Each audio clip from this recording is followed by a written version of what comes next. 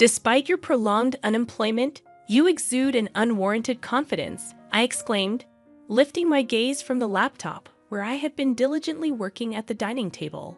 A sharp pang shot through my neck, causing me to cry out in pain as I turned around to find my mocking mother-in-law brandishing a hair iron. I recalled seeing her preparing to go out in the washroom earlier. Now, she was pressing the hot iron against my skin. So even a parasite like you feels the heat, she sneered. I was just testing how thick-skinned you are. You're utterly useless, yet you live such a luxurious life. But I do work hard, I protested, feeling the burn against my neck. Why are you treating me so terribly? You call that working? Staying at home and being lazy is not a job, she retorted. It's about time you stop leeching off us. However, the true parasites were my husband and mother-in-law. Despite paying the $5,000 rent and covering living expenses and allowances for both of them, I endured such treatment. I've reached my limit. Leave this house immediately, she commanded, her tone dripping with disdain. Once I go, I'll never come back, I declared, gathering my belongings. Tears mingled with frustration and pain in my neck as I left my in-laws' house for good. My name is Kelly, 35 years old. It had been 2 years since I got married. Even before marriage, I had been working from home as a freelance writer. After my father's accident, I returned to my parents' home to support them. Gradually, I found success as a freelance writer, earning more than I did in my previous job. During a college reunion, I reconnected with Ben, who would become my husband. Despite our differences, we were drawn to each other, and soon we were married. However, tragedy struck when Ben's father passed away suddenly. We moved in with Ben's mother to support her during this difficult time. Living with my mother-in-law proved to be challenging from the start. Despite my efforts to support her, she never accepted me as Ben's spouse. Her constant criticisms and sarcasm wore me down. But despite the hardships, I remained resilient. I packed my belongings and left, determined to build a better life for myself. I pondered Mary's criticisms but obediently responded with a simple yes in the evening. She questioned, "Did you buy these ingredients from that store? How can you make such a meal with ingredients from there?" It was from a nearby luxury supermarket. "I'm sorry if it didn't suit your taste, Mary. It's just a simple salad. Ben likes it, so I often make it. But yes, that supermarket is quite expensive," I explained. "My goodness, how embarrassing. Act in a way that doesn't bring shame to our family. You never know who's watching," she sighed deeply, shaking her head in disappointment. In that moment, I made a firm vow to be recognized by my mother-in-law. From grooming to cooking skills, I worked hard every day. However, her critical eyes never softened. Initially, I took her sarcasm and cold words lightly, but they gradually began to feel crushing. I felt invalidated and powerless. I wanted to confide in Ben, but our life together had changed. We used to enjoy our time as a couple daily, but since moving in, our opportunities to see each other had decreased. "Sorry, I've been really busy with work lately," he said tiredly. Hearing this, I felt unable to speak my mind. But being human, I have my limits. I felt the need to share my stress with Ben. "Hey, I have something to discuss," I began. "Oh, I actually have something to talk to you about too. I quit my job 3 months ago." "What? Quit? What do you mean?" I exclaimed. "Don't worry. I've already started another job. Remember the select shop I always wanted to open? I finally launched it. I'm co-managing it with Senior Eric," he revealed. "You never mentioned any of this before," I responded, surprised. Senior Eric, a widely respected figure in our university circle, was admired for his leadership and charisma. He had successfully developed and sold a game app in college and started a startup with friends, showcasing his talents.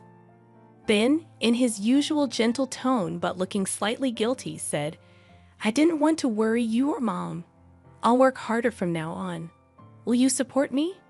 I was moved by his words yet hesitant.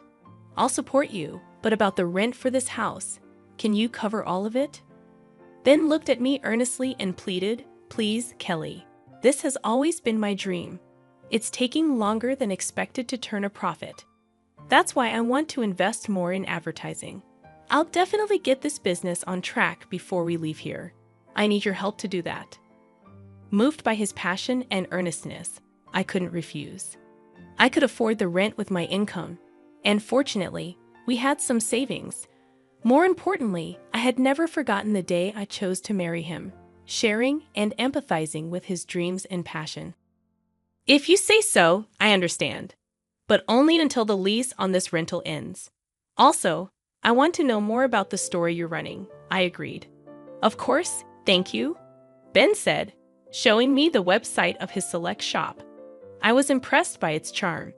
"Is there anything I can help with?" I offered, but Ben firmly declined. "I want you to focus on your work, and please don't tell my mother about this. I don't want to worry her," he requested. Necessarily, with this new development, thoughts of my mother-in-law completely left my mind. I was eager to support Ben's business, but the monthly expenses I had to cover kept increasing gradually. Managing the entire household budget, financially aiding my husband, and even providing an allowance to my mother-in-law became solely my responsibility. My only hope was for the rental contract to end quickly. "Kelly, could you put off your computer work for a bit and do some cleaning? Since you're staying here, you should be more proactive with the household chores," my mother-in-law instructed. I hurriedly replied, "Oh, I'm sorry, Mother. I'll start as soon as I finish this job." "This is your job. Enough excuses. Get it done quickly. We have guests coming this afternoon. After you're done cleaning, please leave the house," she insisted. My relationship with my unaware mother-in-law remained unchanged over time. On days when she had guests, I always had to vacate the house after finishing the cleaning. It seemed I was bothering her. Fortunately, I could work anywhere with my laptop, which was a small consolation. However, one day held a different outcome. When I returned home in the evening, my mother-in-law, looking satisfied, greeted me with, "Welcome back. I tidied up your room." Confused, I rushed to my office. The room was indeed tidied, but my belongings were organized. In the center were a large suitcase and 2 duffel bags. "What does this mean, Mother?" I asked. "This room was initially prepared for guests. I can't accept someone with your lack of housekeeping skills using it. If you want to use this room, you'll have to pay an appropriate fee. If you don't like that, leave immediately. Don't expect to live luxuriously here for free," she declared. I swallowed my words. Why must I endure such treatment? As I silently bowed my head, my mother-in-law said with satisfaction, "I'll say it again. I don't accept you as Ben's wife." With that, she huffed and returned to the living room. Tears welled up in my eyes from frustration. I tried to contact Ben, but he didn't answer his phone. After messaging him about the incident, he replied, "Please bear with it a little longer." Unable to contain my anger, I poured out everything to Ben when he returned late at night. "Just hold on a little longer. I'm stressed with work too. Don't worry about my mother. It's just a bit more endurance," he said. "I'm paying the full rent, and now she wants me to pay for my room too. I can't tolerate her unreasonable demands any longer," I protested. After hearing this, Ben hurriedly tried to call me. "I'm really sorry. I'll talk to her once we leave here. You won't have to see her again. Please just bear with it for a little while longer," he pleaded. "Soon, and then I'll never have to see her again." Ben's words slightly eased my anger. The next day, Ben seemed to be talking to his mother. Before he left, we had breakfast together, but there were no usual sarcastic remarks from my mother-in-law. Since my room was tidied up, I decided to continue working at the dining table. "Are you leaving today?" My mother-in-law's words made me look up from my computer. Instantly, I felt a sharp pain in my neck. "Ouch, that's hot," I screamed, turning around to see my mother-in-law with a smirk, holding a hair iron. "What are you doing?" I exclaimed. That was all I could say as I held my painful neck and rushed to get a cooling pack from the fridge. Thinking back, my mother-in-law had been getting ready to go out in the washroom earlier. She had used the hair iron she was holding against my neck. So you can feel the heat too. I wanted to see how thick-skinned you are, living such a luxurious life, yet being so useless. I work hard too. Why would you do something so terrible? My mother-in-law scolded. Working? You're just using your at-home job as an excuse to slack off. Nothing but an unemployed person. It's about time you consider our situation and become independent, she added. In reality, I was the one bearing the rent and living expenses, yet I couldn't understand. I couldn't comprehend why I was being treated this way. Before I knew it, I found myself glaring at her. What's with that look? The look of a pitiful person. I've reached my limit. Leave this house immediately, otherwise, I don't know what I'll do next. Am I really allowed to leave? I questioned. I won't come back here ever again, you know. Yes, that's fine. I'm fed up with taking care of poor people like you, she responded with intense pain and disappointment evident in her tone. Filled with a mix of emotions, I cried as I packed my things. Since my mother-in-law had already organized my belongings the day before, it didn't take long. I no longer cared about the fate of this house. I left my in-laws' home without looking back. After receiving treatment at the hospital, I went to my usual cafe to calm down. The spacious table arrangement and quiet environment were ideal for focusing on work. As I contemplated whether to contact Ben, I was suddenly approached. Kelly, is that you? To my surprise, it was Senior Eric. It's been a while. How's Ben doing, Senior Eric? Long time no see. Ben is in your care. I heard you were the co-owner, he remarked. I apologized for not greeting him earlier, explaining that I'd only helped with the website design at Ben's request. However, Senior Eric was taken aback, saying, Co-owner? What do you mean? I just helped with the website design on Ben's request. I was shocked, he lied. Then Senior Eric mentioned, I heard you were the sponsor. This revelation surprised me. Ben had rented a different apartment and seemed to have worked hard for the first few months. However, he had others manage the inventory, shipping, and promotion for the online shop from the beginning. Despite Senior Eric's advice to do it himself, Ben insisted it wasn't the role of a businessman. As a result, there was no increase in foot traffic or sales, only mounting expenses. According to Senior Eric, Ben was now deeply involved in internet business, paying high consultant fees. He was living extravagantly, acting like a business owner and sometimes mistreating his juniors. I was at a loss for words. The reason I had to cover my mother-in-law's allowance was that they had used up my father-in-law's inheritance.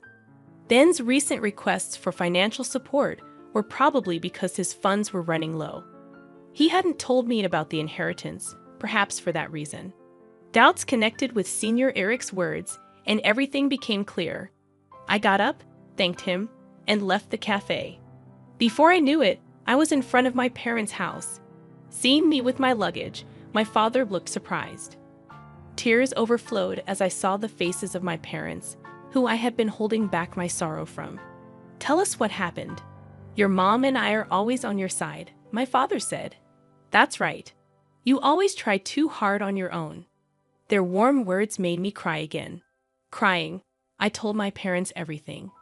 The terrible treatment from my mother-in-law and the fact that I was bearing all the expenses for my in-laws' house. My parents were both outraged and cried with me. There's no need to go back to your in-laws' house. Live for yourself from now on, my father said. His words deeply resonated with me. After talking about everything, I felt a weight lifted from my heart. What had I been living for these past months? The only message from Ben was a short one, asking, "Where are you now?"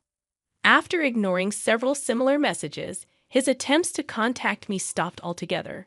My existence must have been just that insignificant, more than sadness. I felt a firm resolve just by having a meal with my parents. I could feel the warmth of a family. Maybe what I had been seeking were such simple moments of happiness. While staying at my parents' house, I gradually felt like I was gaining myself. About 2 weeks later, Ben called, probably because the rent payment was due. Kelly, Where are you? Have things calmed down with Mom. She feels bad about it. Aren't you coming back soon? He inquired. I'm at my parents' house now. I plan to live here from now on. Your mother said she's tired of taking care of a poor person like me. And I'm not going back. Let's get a divorce, I calmly conveyed.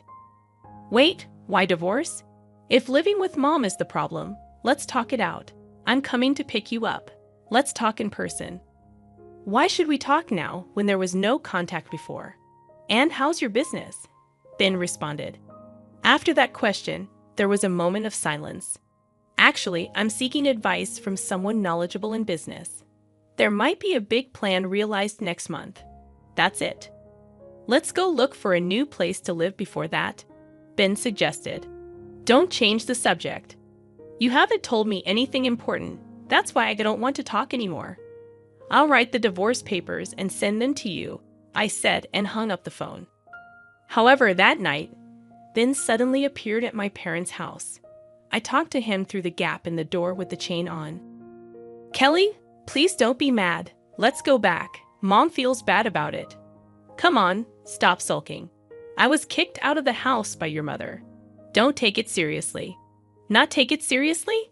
Did you know why I left the house? Your mother pressed a hot hair iron against my neck and burned me. I don't know what else might happen, and there's no way I can go back, I explained, showing him the burn mark on my neck. Did Mom really do that? I'm sorry. I didn't know. Why didn't you tell me? Mom told me it was just a simple fight. I'm really sorry. Are you okay? Ben apologized. A simple fight? His flippant words made my anger boil over. I had planned to decide on a divorce without facing him, but my indignation overflowed. I felt the same anger towards both my husband and mother-in-law. I thought of blaming them thoroughly. The outrage in my heart seemed to burn. Anyway, I'm not coming back. You should go home too. I'll contact you again tomorrow, I asserted. Really? Will you actually contact me? I can't accept a divorce without even discussing it. If you don't contact me, I'll come back tomorrow, Ben said before leaving. I prepared and arranged to meet with Ben and my mother-in-law 3 days later in the afternoon. The place for the discussion was a cafe restaurant on the 30th floor of a luxury hotel. On the day, I dressed in a high-end brand dress, revealing my neck and styling my hair up. My mother-in-law looked displeased at the sight of me. Thank you for gathering today. I have reserved afternoon tea, so please enjoy it. I smiled at my mother-in-law and Ben. Ben seemed a bit relieved at my calm demeanor. Soon, tea and small appetizers were served at our table. Before we started eating, my mother-in-law began to speak. Kelly, I'm truly sorry about last time. I was wrong. Ben scolded me harshly. You'll forgive me, won't you? She pleaded. I didn't respond immediately and quietly continued eating my appetizer. Then, I turned my neck to show the burned scar. I can forgive you, but not until this scar fades. Also, are you aware that Ben quit his job? Ben shook in surprise, and my mother-in-law looked at him in astonishment. What do you mean he quit? He's been saying he's busy every day. He's busy right now. He's an honorable businessman. Wait a minute, Ben. My mother-in-law panicked. What do you mean, businessman? Did you start your own business, Ben? Explain yourself. As my mother-in-law interrogated him, I smiled contentedly while watching Ben struggle to make excuses. At that moment, the tea stand was brought to our table. I enjoyed the delicious-looking sweets while watching Ben and my mother-in-law argue. The view from the luxury apartment was great, but the view from this 30th floor cafe was also special. By the way, Ben, what have you been engrossed in lately? I inquired. I heard from Senior Eric that you quit the select shop. Is that true? I questioned Ben, who immediately lost color in his face, looking both surprised and scared.